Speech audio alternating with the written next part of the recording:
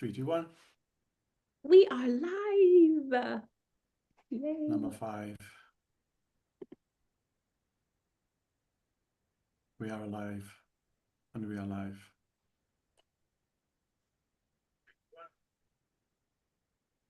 Oh, it's me. I forgot. I'm like, don't get You're waiting for something. Oh, happy Saturday, everybody. Welcome back to Unstoppable Live. It's me, Simon, and my buddy. Mo. Monique. Hello, Mo. Yo, Yo, Mo. What's up? yo. So, welcome, everybody. I hope you're well and good. So let's jump straight in. Today we are considering a very interesting question, which is, drum roll, please. Do you ever feel like your brain is running too fast to focus? Yes. So, Miss Mo, I think you might have something to say on this subject.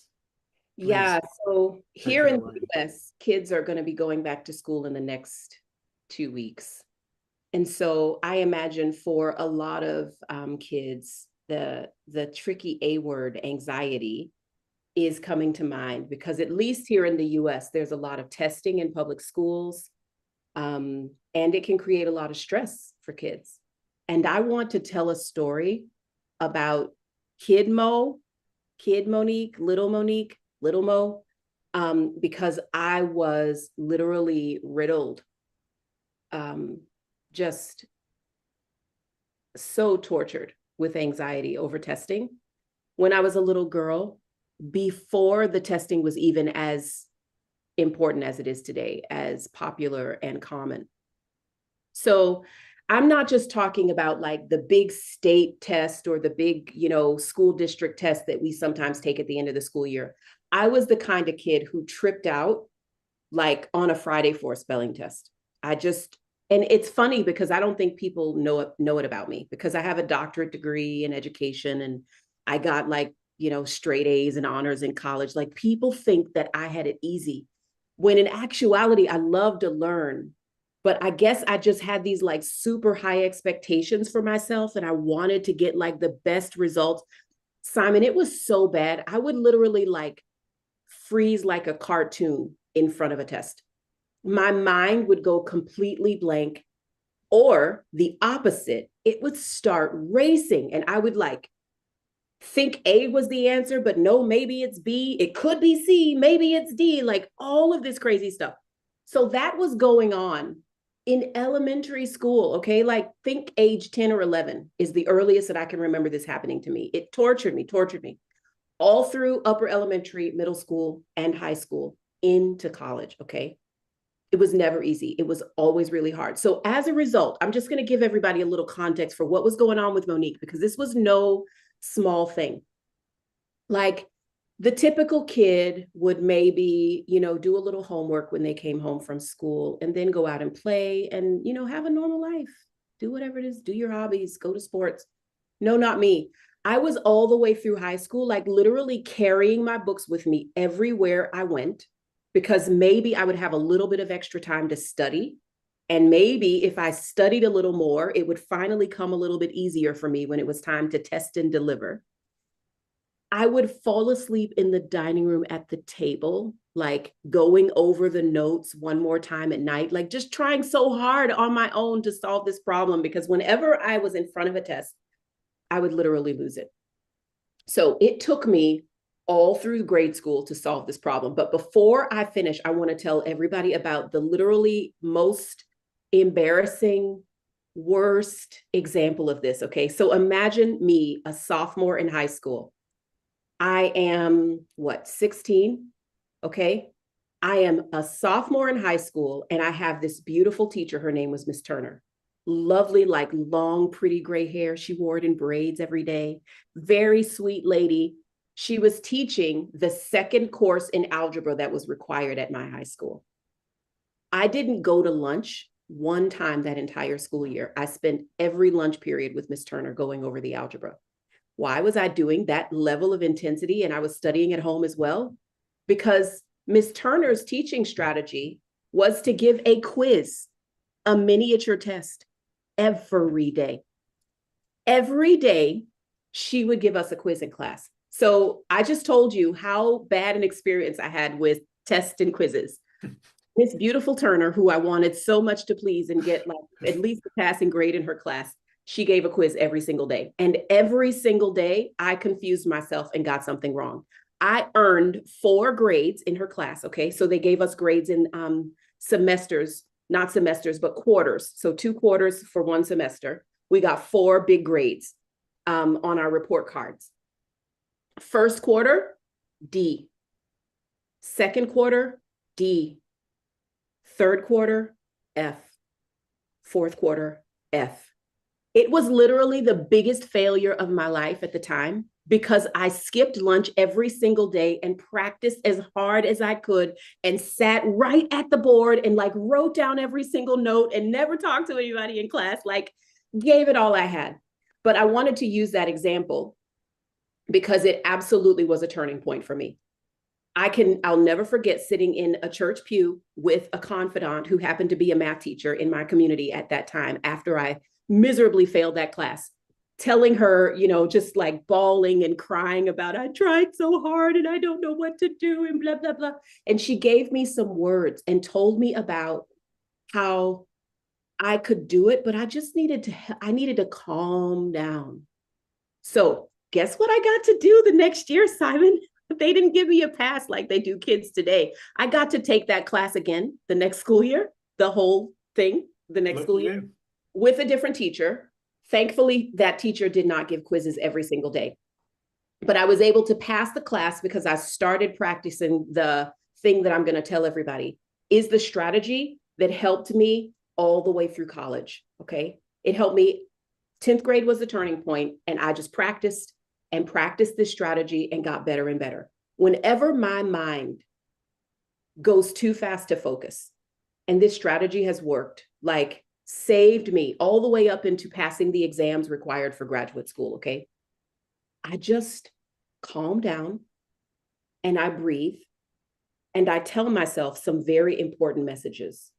One of them is, you've prepared for this. You're ready. You've studied. You've applied the efforts. The efforts are going to pay off. Okay. So actually there's a Bible verse that I use, and this is not a Bible class, but I mean, you know, don't anybody, whatever affirming message you want to use your affirming message. I'm just going to be honest and authentic and tell that ever since that turning point in 10th grade, I've been using this message, and it's that God will crown my efforts with success. I absolutely had applied myself. I had studied, I had prepared, I had practiced, paid attention in class. I'd done everything I could. So instead of getting stressed out and rehearsing, oh my gosh, I'm going to forget. Oh my gosh, it's too loud. Oh my gosh, everybody's talking too much. I can't hang on to the information. Is this answer right? Is that answer right? I don't know. Instead of doing all of that, I just literally switched to practicing. Can I stay calm and trust that I've done my best preparation and it's going to turn out okay? Simon, here's the thing that I want to share with everybody. I did not ace that class. I passed with a C. The average of the entire class was a C, but it wasn't an F. And I went on to take trigonometry and pre-calculus or whatever classes were required. And as I already sort of preluded, by the time I graduated from college, and I did not skip the math classes, I took the math classes that were required plus some extra, I was able to graduate with honors, which means that very, very rarely did I think I had a couple of B's on my record, but everything else when I was at university was an A. And I'm saying that to say this.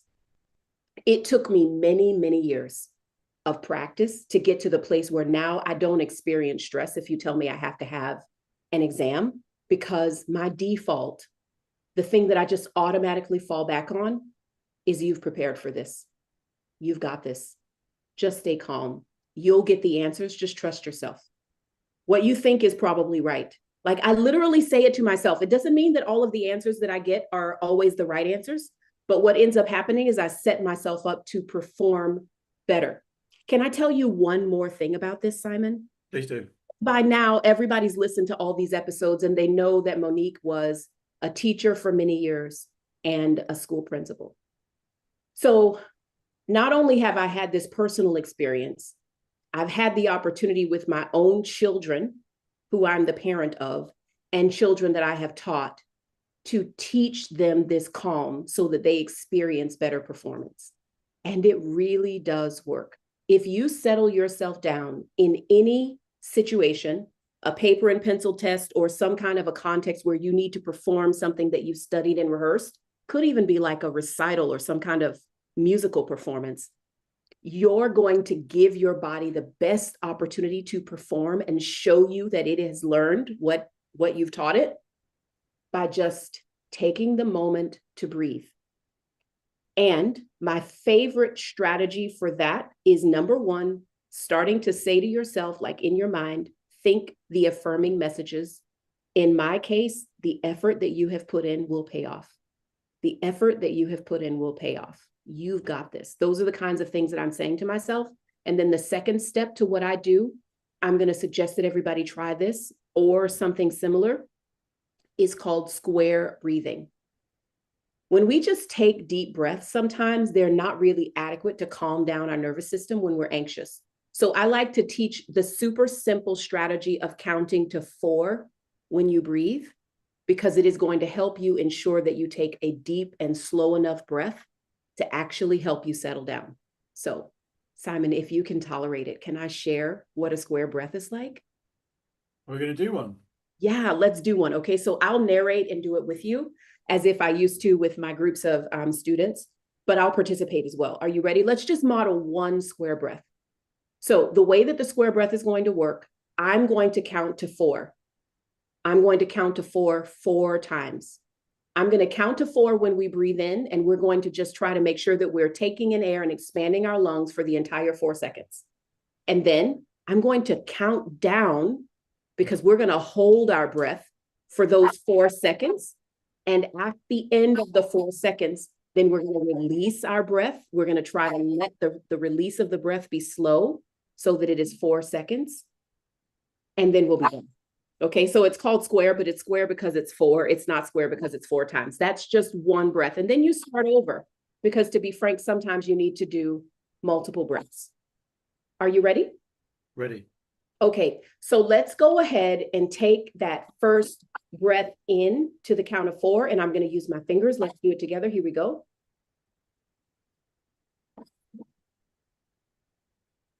Now hold.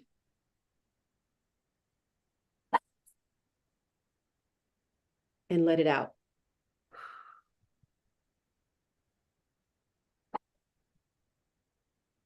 If you do 4 sets of square breaths, I would love to hear, like, how much calm do you feel? How much more calm do you feel? And then another part of the experiment would be, and then do any activity that you're accustomed to doing. Can you notice a little bit more clarity, a little bit more focus, a little bit more certainty around what's the next step when you approach that thing from the place of calm? I used to teach this to my children around testing time and throughout the school year. And it was just so fulfilling for me to look around my classroom and not see anxiety. Because I couldn't control that everybody had to take this test, right? Like by law, they had to do it. But to notice kids like halfway through the test, taking a moment to breathe, to calm themselves and to go back at it, like literally giving it their best shot. It's the best secret I know to improve your performance, you know, and get the best result out of whatever effort you've applied to what you're working on. So yeah, for sure. My brain has been too fast to focus a lot. I've had a lot of experience practicing turning that around, and hopefully my very simple strategy of that affirming message, you get to choose what that is. I told you what mine is. You're ready for this. You've prepared, you've practiced, you've got this. And calming down with that square breathing. It's the best I've got. What do you think? Love it. Yay. And just to clarify, and I'd love to have like some amazing visual AI generated thing that Oh, yeah. actually like drew a square, like when you were doing the square breathing. But so you you breathe in 4 breaths, hold it, out 4 breaths, and then you hold it again at the bottom, right, for four. Yeah, yeah, And then you you do. breathe because we We didn't did do we the didn't do fifth that before. last part. So Yeah, we did the just fourth to one. confirm it, it's a count of four all the way around. And when you breathe out at the bottom, it's you actually Hold when it for once 4 breaths. all the air's You're right. out, you hold it for another four, and then you breathe in for four again, right? To start off the Yes, square again. yes. You're so good to point that out, Simon. And do it 4 times. And do it 4 times. Do 4 sets of those. Yeah. Yeah. That's what makes it square. So, Yeah, so so that's just such an incredible story. It's, you know, to actually think that you managed to improve your grades, not by studying harder, longer, faster, I was already studying pretty hard. more, Yeah, I was trying but pretty by hard. learning how to calm down, by learning how to just calm your mind down and stop your crazy brain from just running away With with me. crazy thoughts. Yeah. Yeah, yeah, it's really powerful. And I don't think anybody would really expect that. You know, a lot of people, I would imagine, would be in the same boat, thinking that, yeah, if they're not very good at maths, then yeah, they just have to double down. They just have to turn up to all the classes at lunchtime and, you know, starve themselves to carry on studying.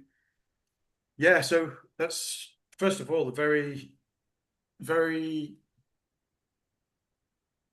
it's kind of unintuitive to begin with. Kind of is you know it's not what you expect to hear that somebody who's getting D's, E's, and F's in maths, and yeah, but you obviously went through and tried it. You obviously went through and so we're not saying that studying's bad, and now you don't have to study, and all you need to do is like go off and square breathe, and you're just going to Study. ace it Keep all. studying. Yeah. Let's clarify.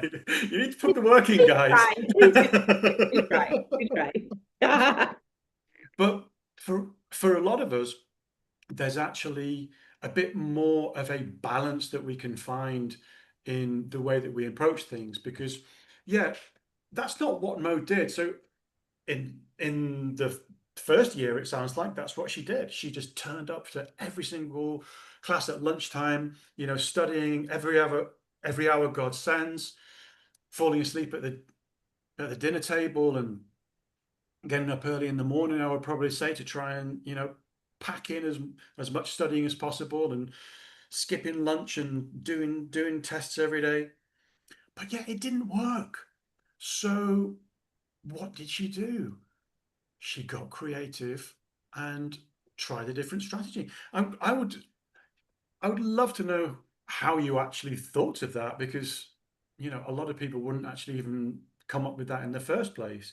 No, it's a very interesting way of thinking about things. Maybe it was through just desperation. Maybe it was just through um, yeah, just not really knowing what else to try. But yeah, just to clarify as well that you know this exercise that Mo just introduced to us isn't just only applicable to those who find it difficult and get nervous about exams. You know, we're just about to go back to well, some of us. Here we've got another month and a half of Oh, don't summer rub it holidays in. left. Don't rub it in. Another month and a half of summer holidays left, I and guess we'll stay friends. I guess. I'm not sure. I'll think about it. but yeah, the closer we get towards going back to school, you know, a lot of people might be finding anxiety around just simply going back to school. You know, just having to go in, you know, and confront their teachers, confront the subjects that they, you know, perhaps they don't like too much. You know, wondering who their new teacher's going to be for the next year. They might be changing teachers and moving up a level, and moving into a year where it starts getting a bit more serious, when we start getting a bit more serious exams, and there might be people who are a bit anxious around the friendships that they're going back to, that they've had some problems maybe with other pupils in their class, or there might be new pupils coming in from a different class which they might be a bit nervous about, which they may have had a run in with before, or whatever. But what I'm saying is that this exercise isn't just for those who get nervous about exams, because believe it or not everybody gets nervous about exams. And I Oh, found this incredible to believe. But my ex-wife, she was actually a person who thrived on exams. She just mm. loved them, like Imagine that. literally loved exams. She was never Crazy. happier than when she loved the whole process. The studying, the running up to it, the nerves, the sitting down for that period of time, and oh, if I mess it up in that time, then I'm going to blow it, all that kind of stuff. She loved it. She thrived on it, and there are people like that, Fascinating. believe it or not. They Yeah. exist. I So had it's students like that, I must confess. who? They weren't affected at all. I can say I've seen that. I've had students like that as Yeah, well, yeah, who yeah, just, yeah. They they were exist. They excited. exist. It's like, Those yay. funny, yeah, those. Those people drove me crazy, by the way. They just were stressed. I was like, how do I get away from them? They're all jabbering about like Yeah. everything under the sun. And all I'm thinking is 2 + 2 is 4 and 5 × 7 and quadratic. Like, Yeah. I think I fall kind of somewhere in between, to be honest. I don't think I yeah. get too outrageously nervous. But at the same time, yeah, I don't like exams at all. Yeah, I don't like being tested. Well, Oh all yeah. types are welcome here, right? What's that? I said all types are welcome here. The people who love All it, types are welcome here. dread it, and who are like, nah, But my whatever. point was that this type of breathing is useful for any anxiety, Yes. not Yes. just related to exams. And those kind of empowering statements, which you can start telling yourself, to begin to rewire your brain into not just running away too fast to be able to focus, with just a negative spiral of negative thoughts around anxiety and nervousness, and with the situation that you're faced with. But yeah, I love that, and thank you very much for giving us a demonstration. Um, what I I kind of feel like there might be a challenge coming Yeah, up here. I think this is definitely something that everybody should try out. And is it okay if I give a challenge? Can I do that? Yeah, and Okay, I great. kind of know what I kind of know what it's going to be. I have It's an just idea what it's going to be, but what like I want set to say yourself up is I want for to everybody knock it to, out the yeah, park. yeah, lob it over. So I Mm. would like for everyone to take Simon up on this offer that he just made to expand this idea beyond testing, okay? Because that was my particular example. And of course, I've experienced anxiousness in my life around other things as well, like talking to people that, I'm really impressed by, and it might make me nervous, or just so many different instances where we can experience anxiety or anxiousness or nervousness around something, and it's going to affect our performance. So, Simon, thank you for pointing out that this isn't just about, schoolwork and tests. So the first thing that I want to challenge everybody to do this week, and then to visit the inspiration station to tell us about it, is find something, like think in your brain, when am I nervous? What comes up where I feel even more than nervous? I feel anxious. And for those people who have it full-blown anxiety, then maybe you're already acquainted with strategies like this, but identify some situation that you've encountered multiple times and that you probably know you're going to encounter again soon. maybe something that happens pretty regularly. And thinking about that particular context, I want you to walk yourself through, like literally practice ahead of time, what you're going to do in the instance where you're nervous. Okay, so that's really important. We need to prepare ourselves mentally and emotionally for this is what I'm going to do when I'm in the nervous situation. All right. We didn't talk about that before, but it just is very helpful. Sometimes when we wait until a nervous instance to do something brilliant that we've never thought about doing before, it can be really difficult to do it. So I want you to think about it now. That's the challenge, okay? I want you to think about and actually walk yourself through in your mind with your imagination what you're going to do, like we just practiced, saying affirming statements and walking yourself through that square breathing exercise, okay? Now, if you can, challenge is to practice it. Let us know how you do. And if you also have this week an instance where that nervous situation comes up, then having pre-practiced it, try to do it in the context. The reason that I'm saying it this way, guys, is because remember, I described to you from sophomore year in high school, when I feel like I had that switch and I started practicing the breathing, I started practicing the affirming statements, I started intentionally trying to get on top of this issue that I was having with anxiety and testing. I shared with you that it wasn't until after college that I felt I had mastered it. And truth be told, I still have to, it's not automatic. I still have to, on purpose, be calm and say affirming things when I'm going to be in an anxious situation like with testing. So this week for the challenge, if we can accomplish, first practice it, use your imagination, think about that context that normally makes you nervous and walk yourself through what affirming statements are you going to say and how would you do the square breathing. Actually practice that, thinking about the exercise, and notice how you feel. Notice how you feel just thinking about it, okay? The next thing that I would like to challenge you to do is, and then when that nervous context comes up, if you have an opportunity to practice that over the next week, then in the real context, say your affirming statement or statements and practice the square breathing and tell us about the outcome.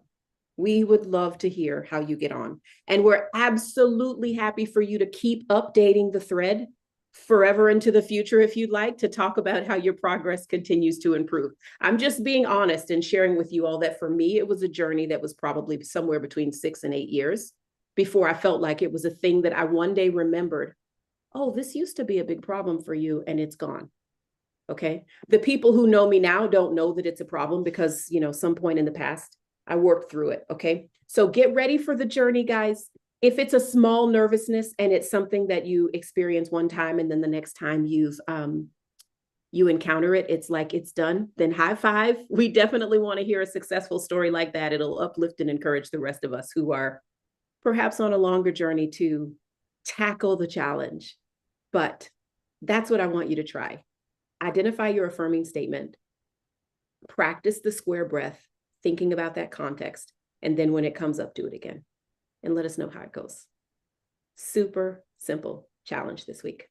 Love it. So yeah, guys, tell us how you get on. And just remember, just as Mo said, this is not a one and done. This is not a thing where you're just going to be able to practice it once and conquer all your anxiety and that'll be it for the rest of your life. This is an ongoing tool which you can put into your backpack, which you can slip into your back pocket, which you can carry with you throughout your life. And it's something that we both practice now continuously still. And we're just getting better and better and better and better at it. That's what we do in life. We just grow and become more and get better. And yeah, so pay attention, guys. Don't think that it's just a golden pill which you can take. This is something that you need to practice.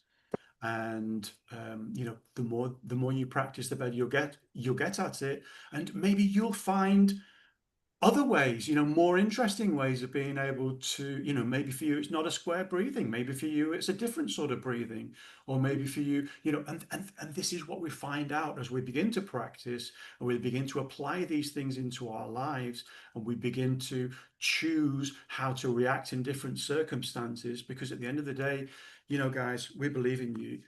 You've got a you you've got a choice in the matter. You can choose these things. So yeah, have fun, guys, and yeah, let us know how you get on, and we shall see you